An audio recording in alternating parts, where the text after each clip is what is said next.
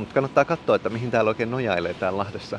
Täällä Lahdessa on tosi paljon Olavi Lanun hienon taiteilijaprofessorin veistoksia, mutta täällä Rautatien kadulla oleva Lehmus-veistos on näistä ehkä hämmentävin. Ja sehän johtuu tietysti siitä, että tää on täysin lehmuksen oloinen, ellei satu vilkaiseen tonne ylös. Sieltä voi erottaa tuon ihmishahmon, joka tuon lehmuksen päällä keikkuu.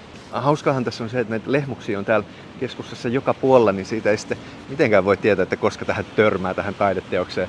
Tosi paljon Lanun tuotannosta on semmoisia mystisiä tai panteistisia, ja ne on aika monesti jätetty sillä tavalla sään armoille, sillä tavalla, että ei niitä hirveästi huolleta ja ne ikään niin kuin lopulta maatuu sinne ympäristöön.